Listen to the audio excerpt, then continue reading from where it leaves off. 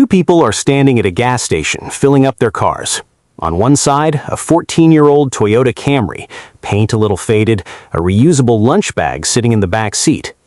On the other side, a brand new leased Range Rover, chrome rims gleaming, a $7 Starbucks cold brew in the driver's hand. Now guess, which one of these two has more zeros in their bank account? If you pick the Range Rover, you're not alone. Almost everyone guesses that, and almost everyone is wrong. Here's the truth. In America, real wealth doesn't wear a costume anymore. It stays quiet, compounds slowly in the background, and deliberately chooses to stay invisible.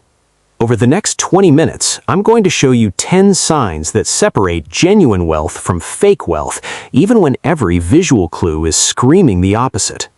Let's start with a number that's hard to believe. Right now, there are nearly 24 million millionaires in America. That's roughly 1 in every 15 adults.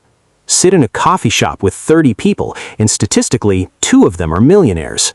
Now ask yourself, could you pick them out? Most people can't, and that blind spot is the whole problem. Here's a line worth remembering because it's the foundation of this entire script. Income is loud. Wealth is quiet. A surgeon who makes $500,000 but spends every dollar of it has huge income and almost no wealth. A plumber who earns a fraction of that but consistently invests is actually the richer one. Social media has made this even harder to see because every feed is built to show you the cars, the trips, the renovations, never the boring brokerage balance underneath. Sign 1. The car that tells you nothing. The fastest way to misjudge someone's wealth is to look at what they drive. In 2026, the average new car price has crossed $50,000. The average monthly car payment sits around $770. 1 in 5 buyers are signing up for $1,000 plus monthly payments, some stretching loans out to 7 years just to keep up appearances. Genuinely wealthy people do the exact opposite. The classic research behind The Millionaire Next Door found that the typical millionaire spends only about 1% of their net worth on the car they drive. If someone's net worth is $2 million, they're probably driving a $20,000 lightly used car and keeping it for a decade.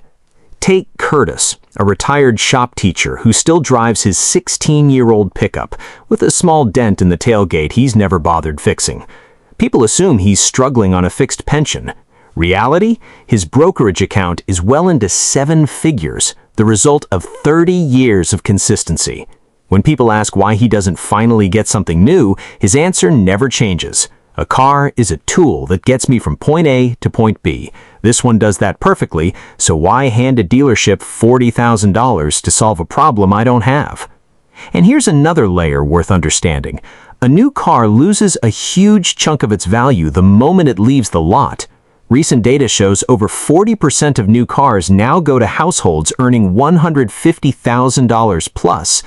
A new car has quietly become a luxury good. Sign 2. The house that's smaller than they can afford. Drive through the neighborhoods people associate with money. Gated entrances, manicured lawns, and you'll find a surprising number of stretched budgets hiding behind those big doors. Genuinely wealthy people do the reverse. They buy well below their approved mortgage limit and let the difference compound elsewhere for 30 years. One of the most successful investors of the last century still lives in the same Omaha house he bought decades ago for around $31,500. He could buy any home on earth. He chose to keep the one that works. Every extra bedroom means more property tax, more insurance, more heating and cooling costs, and dollars that never get the chance to grow. A bigger house feels like a reward, but for most people, it becomes the anchor that keeps them from ever pulling ahead. Sign 3.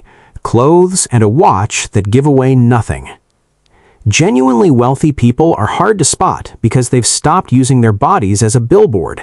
No loud logo, no flashy watch you'd recognize from across the room, plain, well-made basics that last for years, replaced only when they're genuinely worn out. The flashier the brand, the louder the message, and often that message comes from someone trying to convince the world, or themselves, that they've reached a status they haven't actually reached yet. There's a name for this now: stealth wealth. Loud logos have started to read as a little desperate, while the real signal has flipped completely.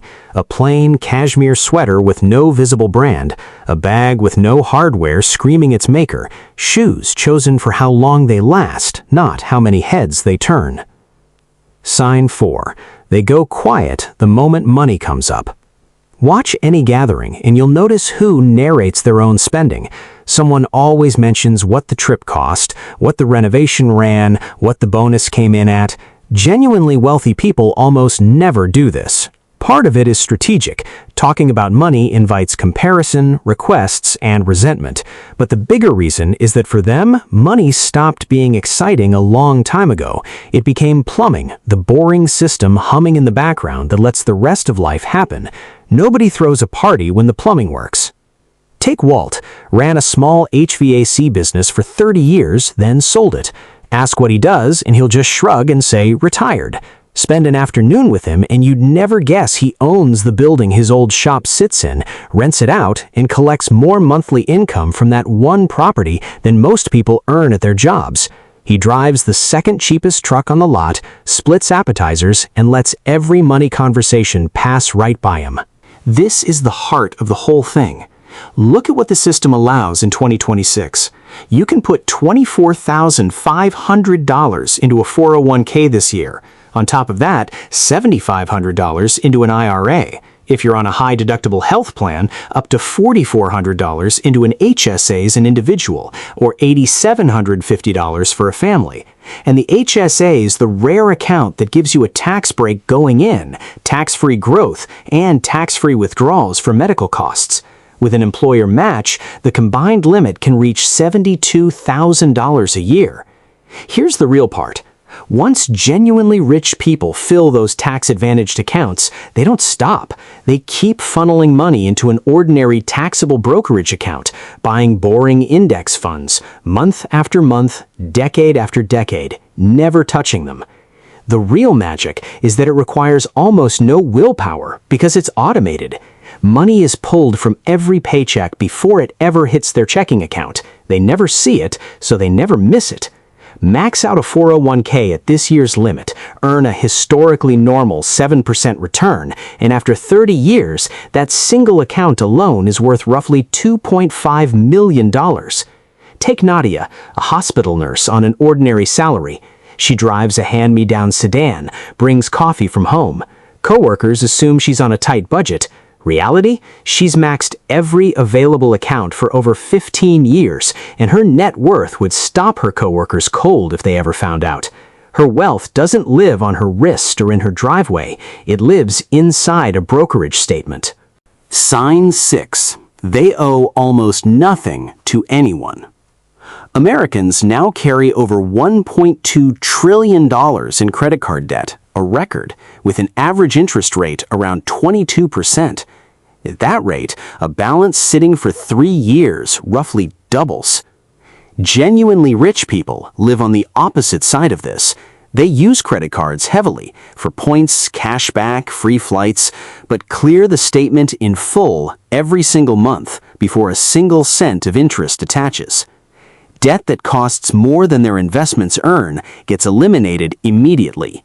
But cheap, tax-advantaged debt, like a low fixed-rate mortgage, gets left alone on purpose so the cash can keep compounding elsewhere. The result? They don't look flashy, but they don't owe anyone either. Freedom from payments is freedom. Full stop. Sign 7. They stay calm when money goes wrong. Watch how someone reacts when an unexpected bill lands. Financial pressure is a truth serum. A transmission fails, a water heater floods the basement, a job disappears with 2 weeks' notice. For most households, this is an instant emergency because the median American is living close to the edge, with a national savings rate stuck near 4%. Genuinely rich people meet the same bad news with an almost unsettling calm. That calm comes from a real emergency fund sitting quietly in the background, and here's the mechanical detail almost everyone misses. That cash sits in a high-yield savings account, earning around 4%, not a dusty account earning next to nothing. The national average savings rate right now is about 0.3%. Some of the biggest banks pay just 0.01%. Put $20,000 in a competitive account and it earns about $800 a year, quietly. The same $20,000 at the national average earns about $76. At a big-name bank's 0.01%, your reward for the entire year is roughly $2. Sign 8. They buy the good version once. Wealthy people's shopping pattern looks like more spending on the surface. In reality, it's less. They buy well-made boots, a solid wood table, reliable appliances, paying a genuinely higher price up front, but then keep that item for 10 or 15 years, while someone trying to look rich churns through 3 cheap replacements in the same window, spending more in total to end up with less. Take Marisol. Bought a high-quality leather bag 14 years ago, still carries it daily. A stranger might assume she can't afford a new one. Reality? She spent less on bags in 14 years than her coworker spends in 2, because that coworker replaces a trendy one every season. When something breaks, their first thought is to repair it, not replace it. A $60 fix on a great appliance beats an $800 replacement that's often built worse than what it's replacing. Sign 9. They've made peace with the word no. Watch who can say no easily and who can't. Genuinely rich people decline small, status-driven expenses without a second thought. A bachelor party in another state doesn't make the cut this year. A group dinner that doesn't fit the week gets a polite pass. People misread this. They assume it means can't afford it. The truth is the opposite. They can afford almost anything precisely because they spent years saying no to things that didn't actually matter to them. Take Dean. Got a substantial raise 3 years ago. Changed nothing. Same apartment, same car, same routine. The entire raise flows straight into investments before he ever sees it. To friends who upgraded their lifestyle the moment their income rose, Dean looks stubbornly cheap. What they miss, he spends generously on the 2 or 3 things he genuinely cares about and stays completely silent everywhere else. And here's the deepest sign, the one that ties every other sign together. At some point, genuinely wealthy people simply stop performing wealth because the performance was always a substitute for the real thing, and they no longer need the substitute. All the energy other people pour into looking successful gets redirected into things that don't photograph well at all. Time, flexibility, the ability to walk away from a toxic job without fear, paying for a kid's college without loans, quietly carrying a struggling parent, or taking an ordinary Tuesday off without asking anyone's permission. Real wealth doesn't ultimately buy a better car or a louder watch. It buys slow, unglamorous, almost priceless freedom. The freedom to live on your own terms and answer to nobody. So let's go back to that gas station. The Range Rover driver is polishing his chrome rims, and the Camry driver has already picked up his reusable lunch bag and quietly driven off. You can read it now, can't you?